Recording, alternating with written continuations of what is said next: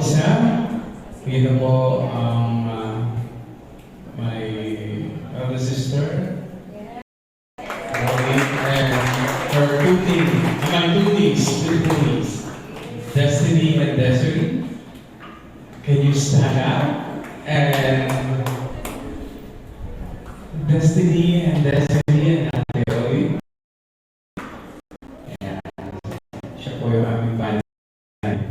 Agreement ng dalawang Okay. So, I was so blessed that this is my first time to talk to you about our team for 2025. So, ang young couples po na-assign na mag-introduce sa inyo ng ating whole year team. Amen. So, we really need the guidance of our Lord. So, let us close our eyes. Let's bow our head. Hallelujah. Hallelujah, Jesus. Heavenly Father, we thank you for the Church of SNK, and I am a member of it. And as we sit here today listening to your word, we are praying to you, God, that you may cleanse the hearts of every Christians here. May you grant transparency to each and every one of us, that we may hear, read, learn, and digest the reading and the sermon that I will give later on. And as a church of God, as a young couples pastor, I take comfort in knowing that you have appointed me to share your holy word. We have come here today as your followers, giving you thanks for enabling us to experience life today. And as we are about to settle, I humbly ask that you will grant us the gift of reading and presenting your word to everyone and each of everyone here. Father, help us follow your teaching and spread the word of those that could not join us today, especially those in overseas and those who are not in this space. Lalong-lalo na po, Panginoon, yung mga kapatiran namin na wala rito at nasa kanilang mga tahanan. We pray that they are in good condition and makasama namin sila sa online viewing, Panginoon. And Lord, we also need your guidance and protections with our heart, because this topic is for the whole year, Panginoon. Dalayan ko, Diyos, na ang aming matutunghayan sa salita ng Panginoon ay tumimo sa aming puso at isipan at may pamuhay namin. Maraming pong salamat sapagkat ang pagkakataon ito, Panginoon, ay isang napakahalaga at hindi sinadya, Panginoon. Kami narito, Panginoon, because you have a purpose this day. And sinasaway namin ng manggawa ng kaway by the blood of Jesus. Only you, Lord Jesus Christ, will settle in our hearts today. We praise you, we magnify you, in the name of Jesus. Amen.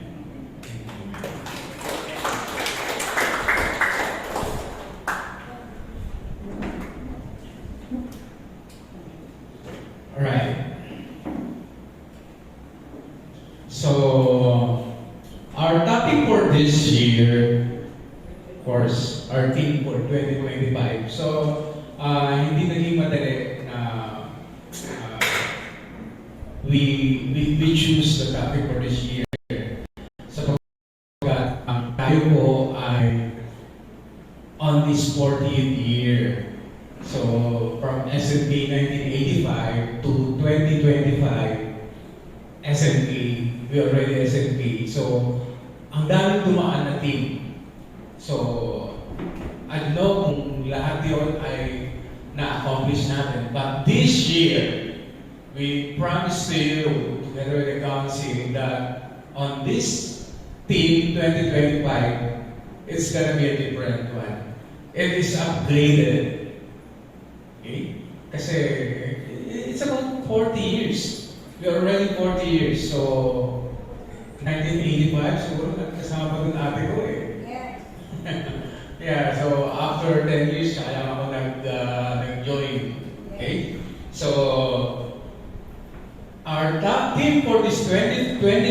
is, do you know any idea? Working together. So let's see. So our topic for this 2025 is let us work together.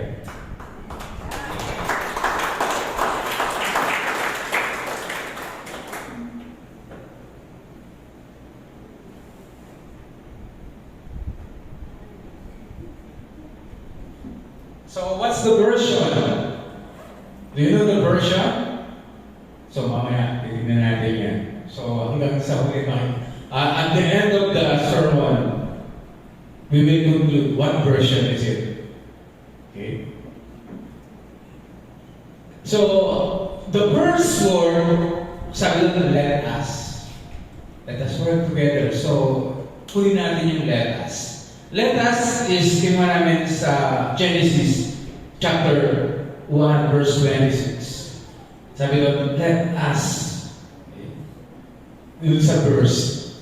Then God said, let us make mankind in one image, in our likeness, so that they may be ruled over the fish in the sea and in the birds in the sky. Give them livestock and all the wild animals. So, from the beginning, ano na yung word, let us. Let us is something like a word that encouraging. Come on, let us. Okay? And then, makikita natin sa part ng history. Okay? So, from the history, nandun na, ina-encourage na we work together. Okay? As the word let us. And there is a work that need to do. Okay? Kasi sabi doon, di ba? Sinabi niya, let us make mankind so that this will be the one will be ruled over the fish in the sea. So, isip meron trabaho na gagawin ang tao. Okay? So, now, the next word is working together. So, we come up with Ecclesiastes chapter 4 verse 12. It says, though one may be overpowered, two can defend themselves. A cord of 3 strands is not to be broken. So, makikita natin doon,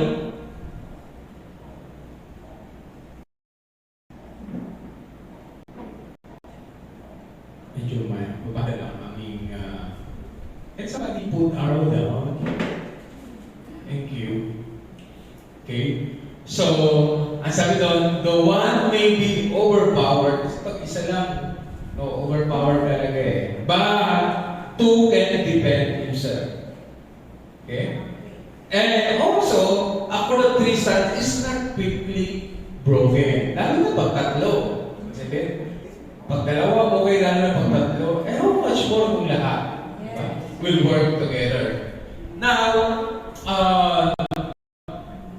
I was seeking for some inspiration word when nag-come up lang to sa akin as I'm searching. Okay?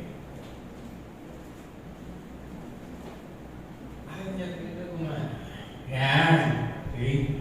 So, this group of birds is, somewhat like inspired me. Okay? These are geese birds. Ano ba yung ano ba yung Tagalog ng geese? Gansa. Okay. Isa siyang malaking ibon. And then, makikita natin ito sa mga probinsya na merong palayan. And they are migratory birds. Okay? Migratory birds na kapag sama-sama sila. Okay? And hindi mo sila makikita ng talagang buong season. May season sila na pumupunta roon. Siguro, o bakasyon, makikita mo sila. And then, the next couple of months, wala sila. Babalik na lang sila ulit. But they are still there. Okay? So, these birds, I see there is a powerful wisdom we can learn from the teamwork of flying geese. Okay, number one, so why this geese fly in V formation? Makita natin kanina, talagang bakit itong mga ibon na to, when they fly, they go in V formation. Okay? One thing for sure, they are working for something. That's why they're flying. Diba? And they go migrating to one point, one direction. It's because there is something in it. Number one fact that they observe on these birds is each goose flaps its wings. It creates uplift and aerodynamics. It's the orientation that reduces air friction. For the birds that follow by flying in a V formation, the moon flap achieves a 70% greater flying range than each bird's flow alone. Ibig sabihin, itong mga ibon na to, kaya pala sila lumilipad ng ganun, merong function, yung aerodynamics, something like a study of aerodynamics is something that the way objects moves through air, parang aeroplane. Okay? That's why, yun yung pinaka-basic na function. The rules of aerodynamics explains how an airplane able to fly, and also aerodynamics is anything that moves through air affected by some winds from flying into the air. So, ang sabi diyan ng mga scientists, yung flying geese, kapag isa lang, hindi niya masyadong na-accomplish yung gusto niya.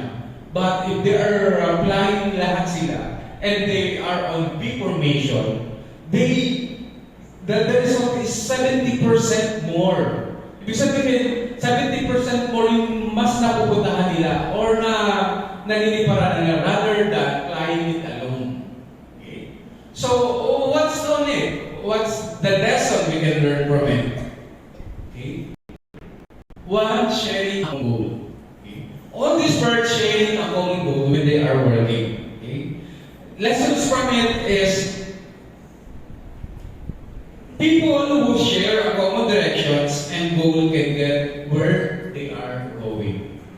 Napupuntahan nila yung gusto nilang puntahan quicker and with less effort because they benefit from making sure the momentum of the group moving around them. Okay? So, make sure we are doing it. Sabi sa Bible, the Bible includes many passages that discuss sharing a common goal. Number one, in Galatians chapter 6 verse 2, Christians should carry each other's burden and fulfill the law of Christ. Also in Hebrews chapter 10 verse 24 and 25, Christians should encourage one another and meet together to work towards goal. And also in Philippians chapter 1 verse 3 to 14, Christians should share a common mission of proclaiming the Word of God or proclaiming the Gospel. Amen? Amen. So, are we having one?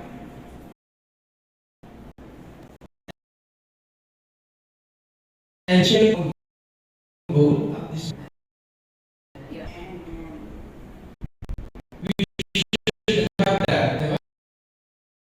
Sharing a common goal.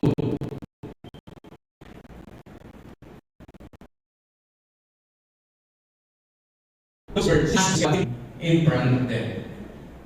So, kaya pala sila nag-BB formation kasi nabivisualize nila lahat, nakakita lahat, rather than pag lumipad sila ng sama-sama, the other cannot see kung ano yung mga kapalapit sa kanila. Rather, pag naka-BB formation sila, lahat nakikita yung mga parating. Kung may pabubunggo sila sa kapal na ulap or pababang nasa sa aeroplano. So, they are using flying geese. So, what's the lesson we can get? Increasing visibility. So, what's the lesson we can get? To make our church visible in both organization church directions, having top-down visibility, enables pastors to stay connected with the members to make better informed decisions. Nababasa niyo po ba? Amen. Yan. Bottom-up visibility enables teams to see the bigger picture engage. So, nakikita ng kada membro kung ano yung kanyang dapat gawin. According to the Bible, increasing visibility is about shining light into the darkness and being light bearer. Okay? In Ephesians chapter 5 verse 13, but everything exposed by the light becomes visible. For everything that is illuminated becomes a light itself. So tayo lahat ay nakatanggap na ng Word of God.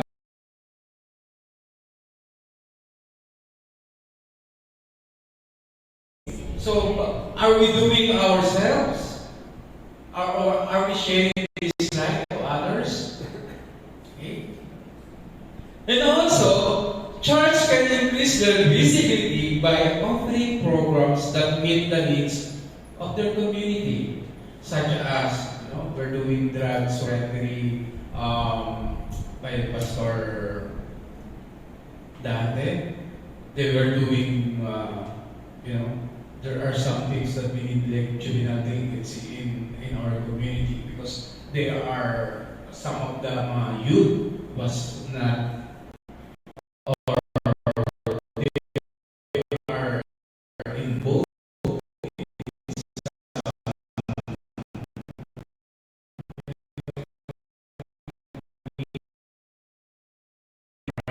and then it becomes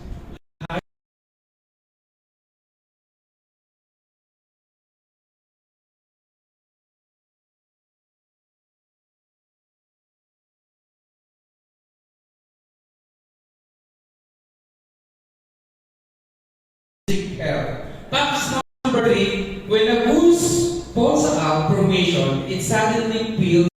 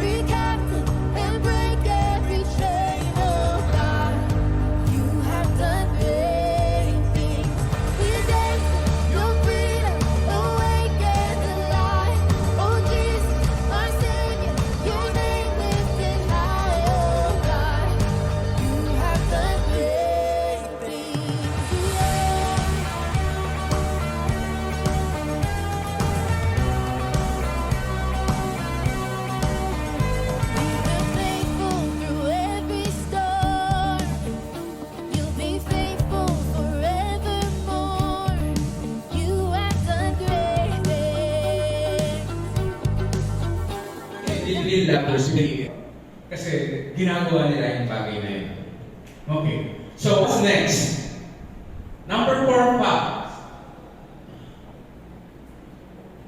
When the lead goose in the front gets tired, it rotates back into the formation and allows another boost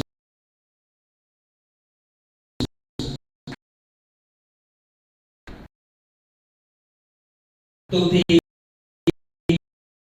the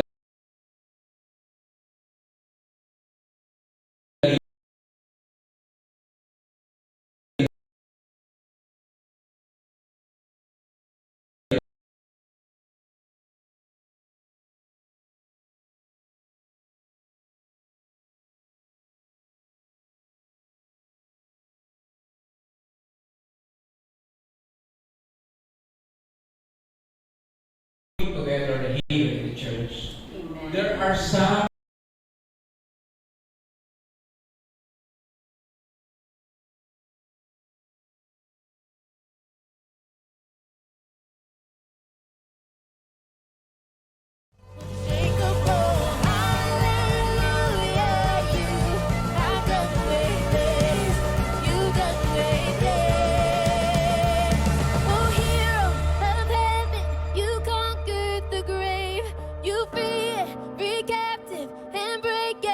chain, oh God, you have done great things. We dance your freedom, awaken to life.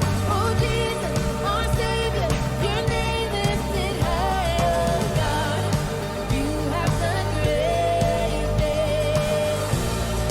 You have done great things.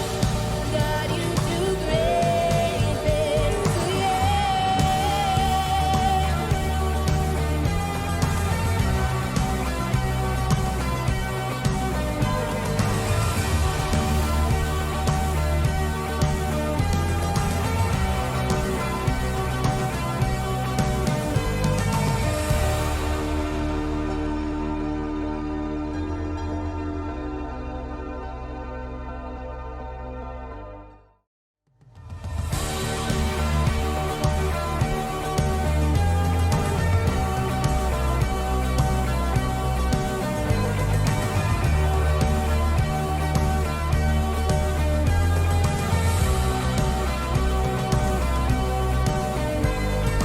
Come let us worship our King.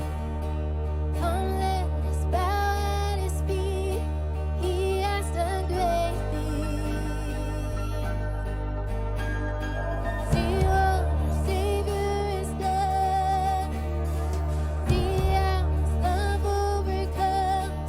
He has done great things. their speed. Okay? So the lesson we can learn from those verses, they make sure we praise people and give them the recognition they deserve. Lack of recognition is one of the main reasons where the team members are unsatisfied and quit. It's very common sa lahat ng nag-work na kapag walang recognition, parang there's something na, or because hindi na-recognize yung ginagawa mo. Okay? So they recognize it. And then, number 6, about this verse. Number 6 is when wolves get sick or two geese drag.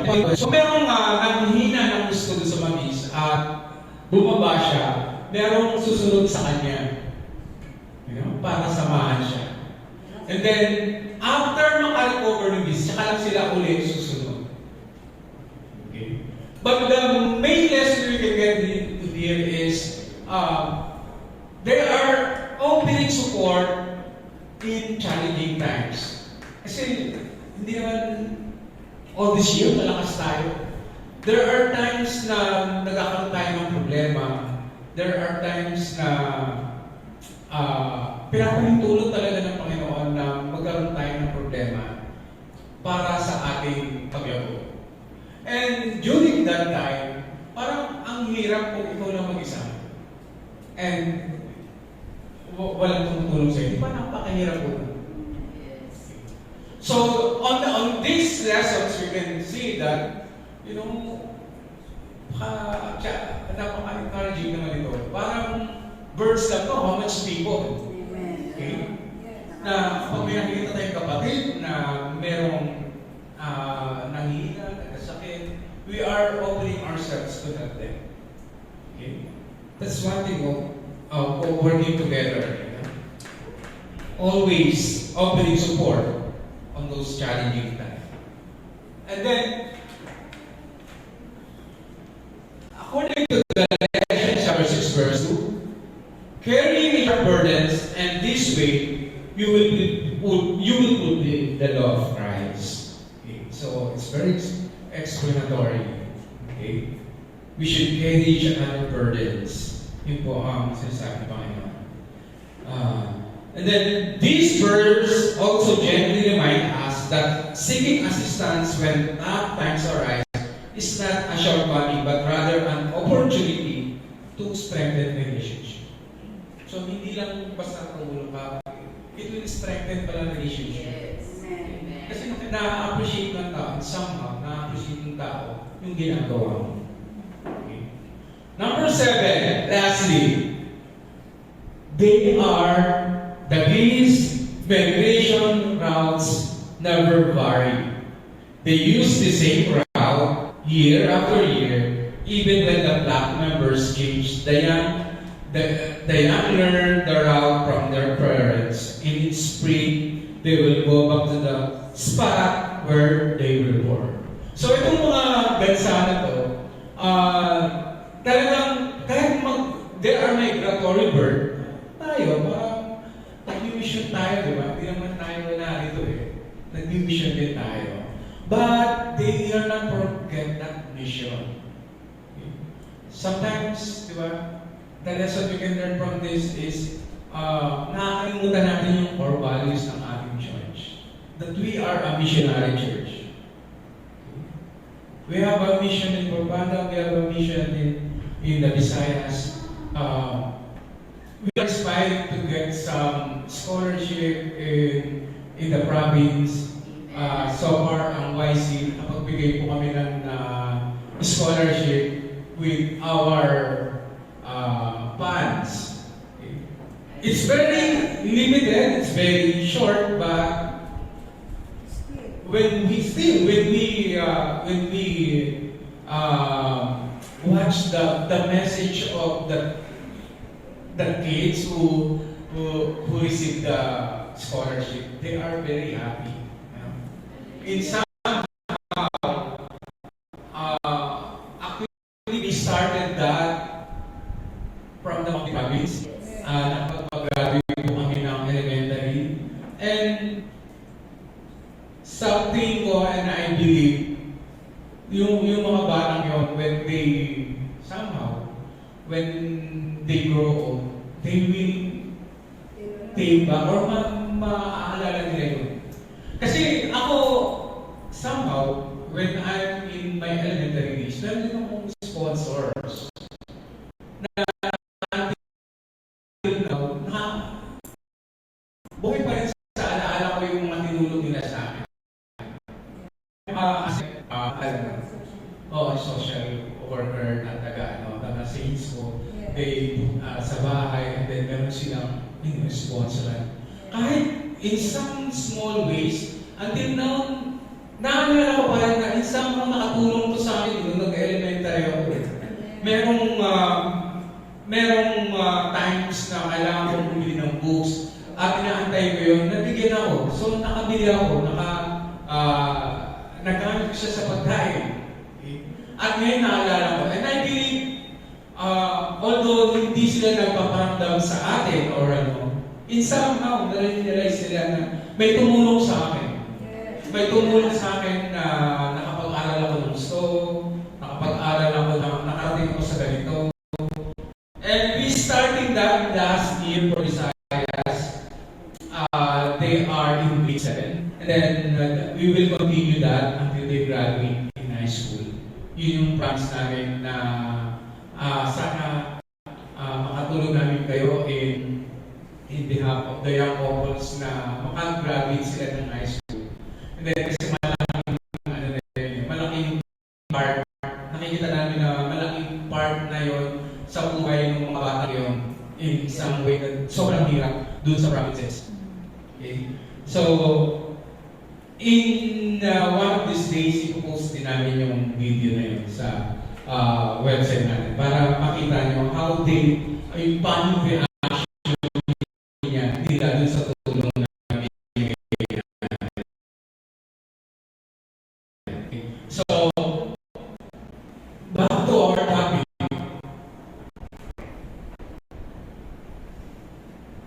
Only teams fail. Bakit? When we're working together, there are things talaga na mag-fail pa rin siya. Okay? Some of those are unwillingness of team members to cooperate. Meron pa rin talagang ganyan. Hindi natin maalis. Not understanding the common goal of the team. They don't understand that. Lack of effective team leadership, insufficient managerial support of the team, frustration leading to loss of motivation within the team. Nangyayari po yan. Internal competition in the team, lalo sa mga youngest natin, very excited. Refusal of team members to embrace new methods to achieve the goal. Dapat natin maunawaan na every year there's something happen in this world. So, merong mga old ways na ayaw natin tangkilikin because of the old ways that we did. It will become pains to us. Alam niyo po, maraming mga company na nalugi because of they are not comprehending the trends of these days. Okay. Some of that, like for example, yung mga company ng cola, nalugi sila because they are not aware that the digital printing will be much boom rather than that. So, hindi nila na-foresee na yung mga film nila malalos. Hindi nila alam na mas tatangkilikin ng mga young generation ang digital rather than, stick on it sa camera na kailangan ng film. Okay. Although it's meron kasing mga pangyayari na lalo na ang mga olds, they want to stick in the strategy or they stick on the things that naiinip na lang yan nila eh. Okay? So, may mga diversion na gano'n. May mga ugali na gano'n. But we're not open on it. Definitely, yun yung mga sample lesson na magsasara, mababa ang crap when we're not seeing this progress right now. Because we are really in a digital world. So what's the application in the church? Okay? Application in the church, some do it in the old ways. Okay? So marami tayong bago na dapat natin gawin. Amen. And then next,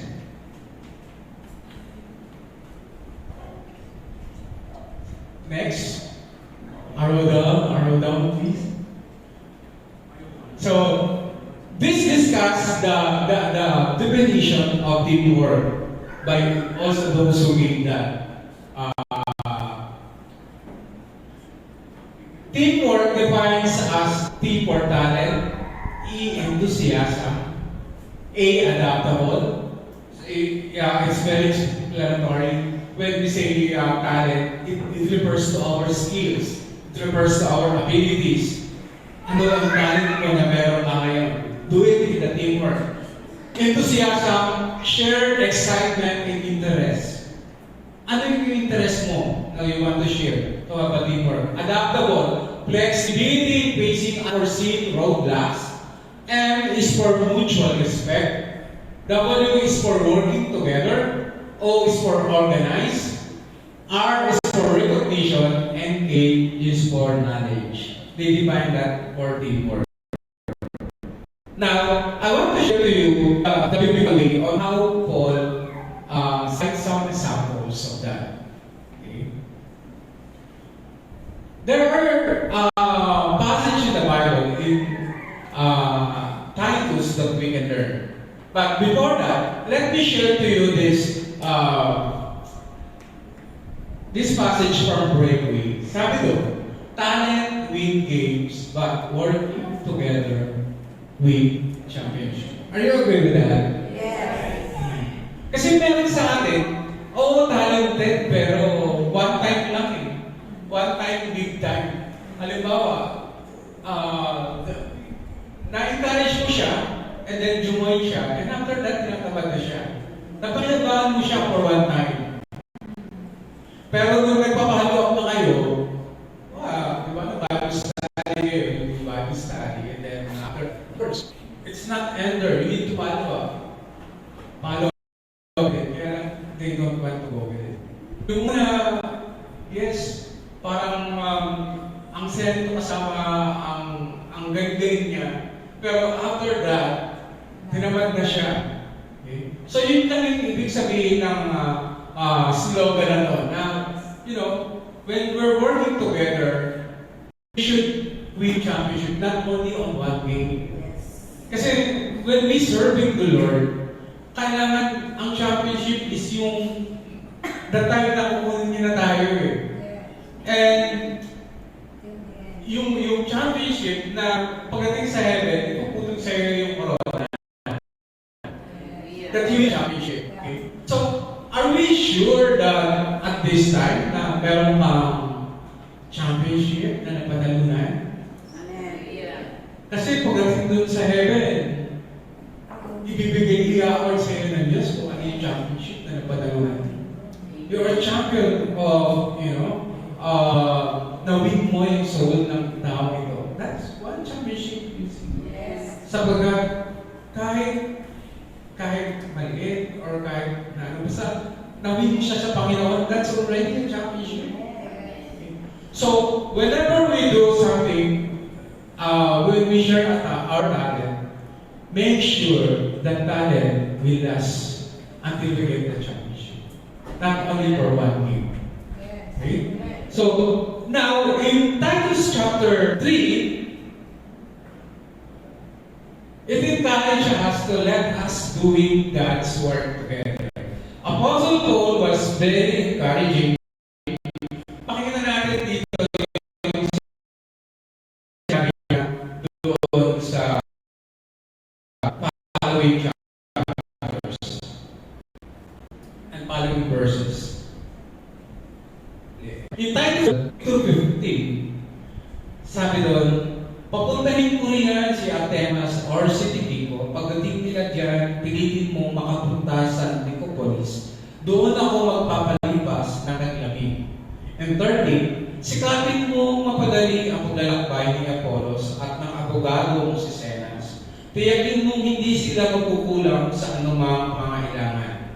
Turuan mo ang ating mga kapatid sa panatak na ilaan ng sarili sa paggawa ng mabuti upang makatulong sila sa mga nangangailangan at maging kapaki-pakinabang.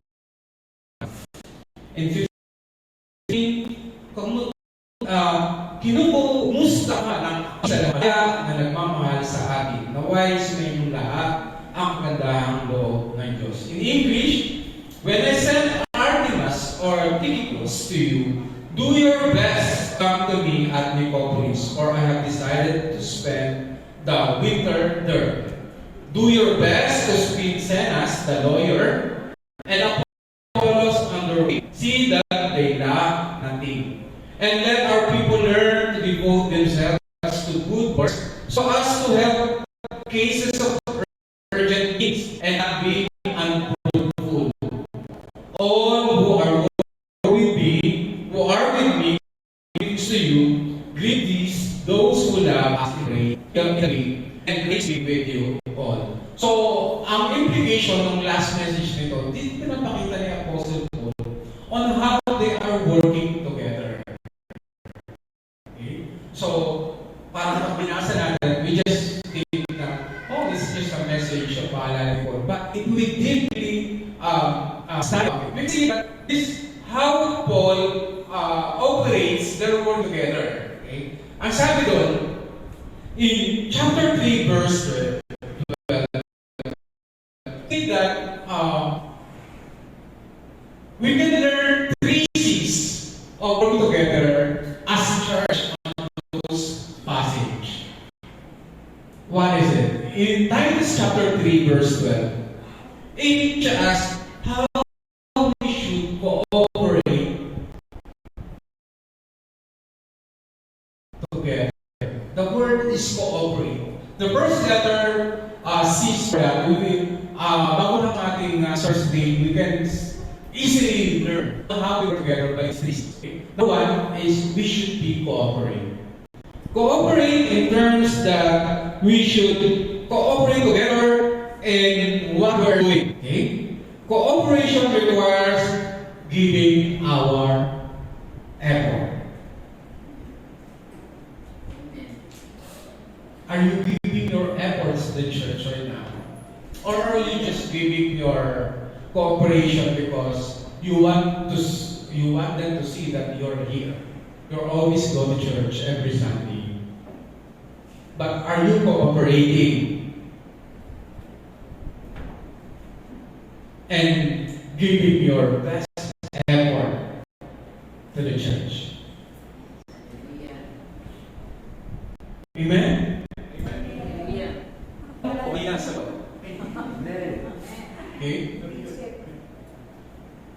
When Paul says, I sent Artemas to you or Tychicus, be diligent to come to me because I have decided to spend the winter there. Hindi po natin alam kung sino si Artemas or sino si Tychicus, but one thing for sure, they are great, but they are converted. Kasi tinatawag na sila, ibig sabihin, nagkasama sila. Those people, they are pagans in nature, but when we say that tinawag sila ni Paul, that means na-convert sila ni Paul. And Paul says that they will go to Titus. It's because, he knows that these people will cooperate. Hindi siya magtatalaga ng tao na hindi magiging kaalaman dapat. Hindi ka gamit sa basahan. So, ito yung mga tao ko makatulong sa iyo. So, each one of us are really doing the cooperations. We are already converted. Some of us is already 40 years here in SMK. Are we doing a cooperation so that we can work together? Okay. And then the next piece that we can learn from this passage is contribute. In chapter 13 to 14. Still, we don't know those people. But ang sabi doon, in 13, do your best to speed Zenas, the lawyer, and Apollos on their way. See that they lack nothing. Okay? And let our people learn to devote themselves to good works, so as to help cases of urgent needs, and not to be unfruitful. Hindi para maging walang bunga. So, sabi na, binanggit na naman yung ano ba? Sabi, si Zenas, the lawyer. And if we are following the missions of Paul, marami siyang naka-encounter, hindi lang lawyer. Andyan sila Luke, siguro. They are doctors, they are, so it's different people. Okay? So, right now, brothers and sisters, we have different accomplishment here, or iba-iba yung natapos natin, iba-iba yung meron tayo, di ba? Iba-iba yung talent na meron tayo, lalo na iba-iba yung meron tayo. We can give, we can give our money, we can give our talents, That's the thing we can contribute. So that we can work together. Ito ang kaya ko, ito gawin mo. This is what my talent and contribute to it. We're needing those who are good in designing. This year, 2025, we're planning to redesign our Alpine. So, sino yung merong talent that can contribute to us? We have many missions to do. Sino yung may heart talaga sa missions to join Pastora Nimpa, Pastora Ay. Okay? Hindi naman nag-limit, di ba? Anybody is welcome to join, to contribute. And then, lastly, in verse 15, we can learn that, sabi doon ni Apostle Paul,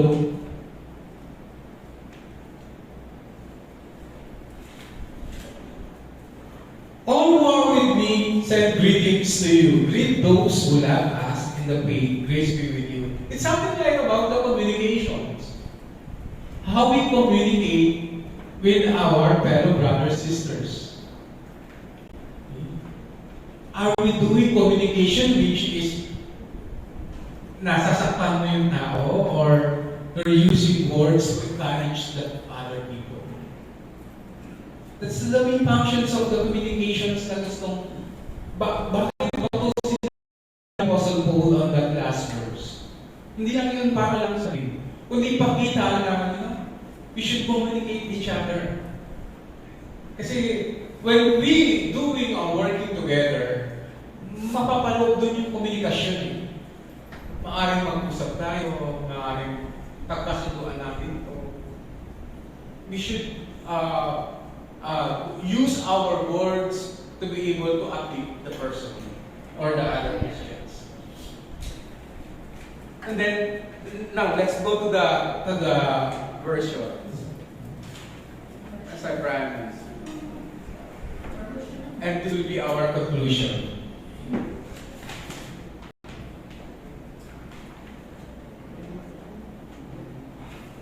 Arrow down.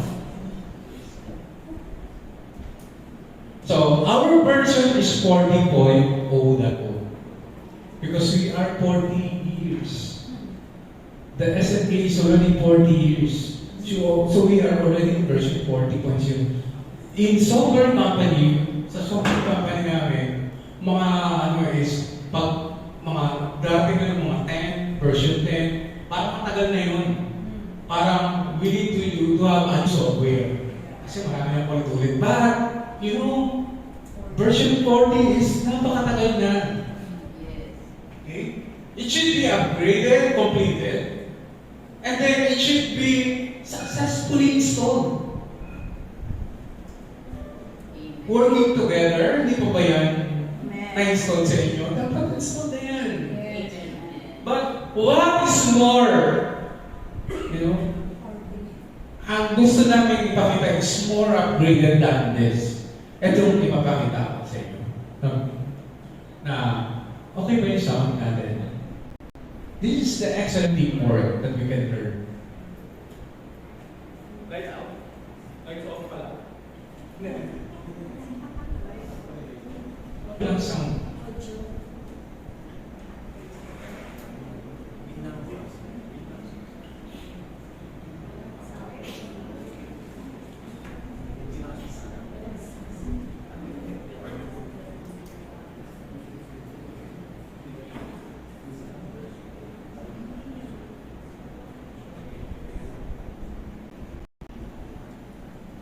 Maganda may sound eh.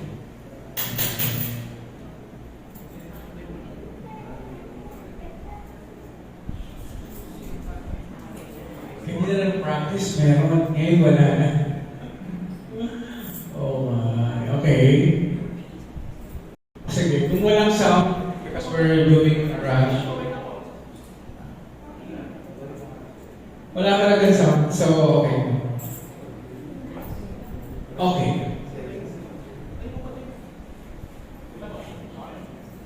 Never say, okay lang. No need to sound.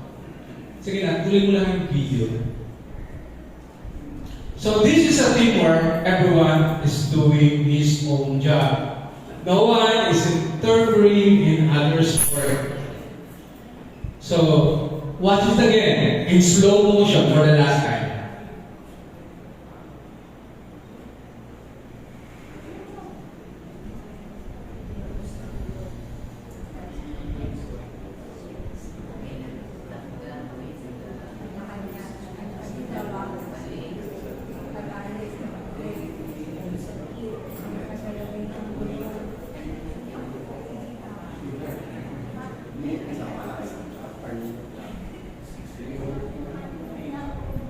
So we want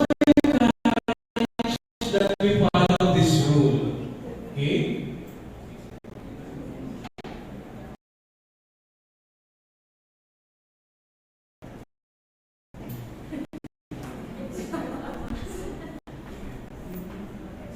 Next slide. Okay? So let us work together in 2025. So,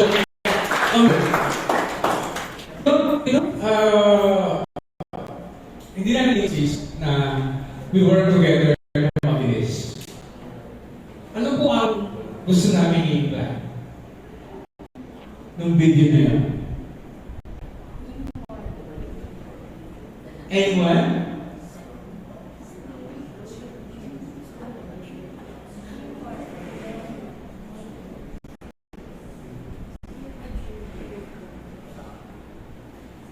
I hope sila din. Okay? So, ang video na po yun, na hindi i-insist na, kasi pabilis yun. Baka hindi naman makuha sa bilis lahat. Okay, agree. We don't want to do it faster. Kasi di naman lahat talaga dapat makuha sa mabilis ang bagay.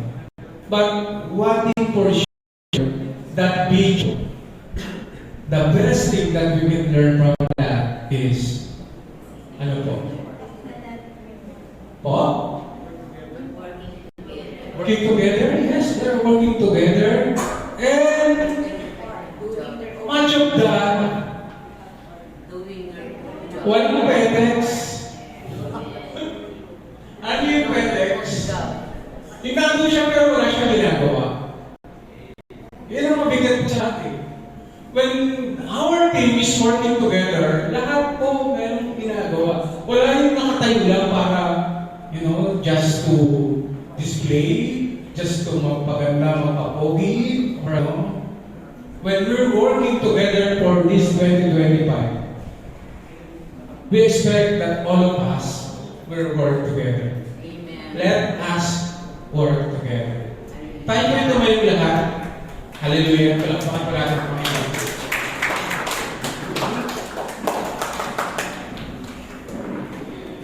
Hallelujah. And I hope this preaching will be makakuha tayo ng inspiration para sa ating election after this service. That we will work together hand in hand. No one will be pedex. Lahat will be working. Kasi the success sa atin is, di ba? Of what is lahat ng work. Let's bow our head. Thank you, Lord.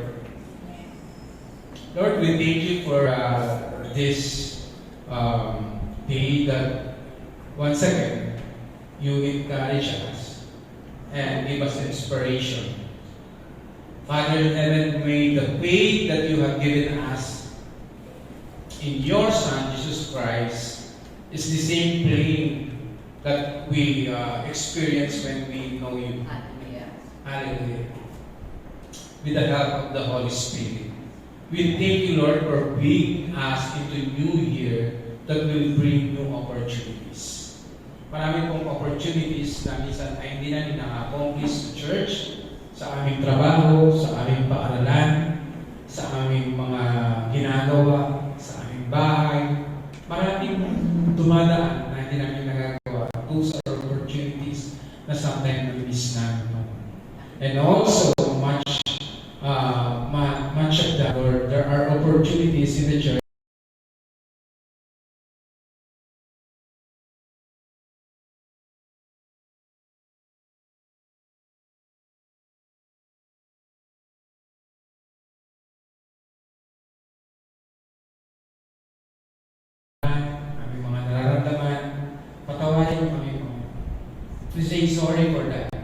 And this year, for 2025, gamitin mo kami, Panginoon, na instrumento, Panginoon. Use us in the way that we will praise you and we will win the championship, O Lord, when the times that you will call us. Dalangin namin, Panginoon, na as we grow old, 40 years on this SNK, Panginoon, dalangin namin na makita namin ang totoong capability namin, ang totoong talent na meron kami na magamit namin sa church. And we pray for simula sa bata sa pinakamatandang membro ng SNK that lahat kami, you will use us for your glory, God. At sa lahat, Panginoon, ng pangyayari o lahat ng bagay na meron kami dapat gawin, Panginoon, gamitin mo kami, God. Kung saan mo kami dapat dalhin. Marami pong salamat sa patuloy na kalakasan, salamat sa patuloy na katagumpayan na ibigay nyo sa SNK for these 40 years na aming gagawin, Panginoon. Lalo na sa aming topic for this year,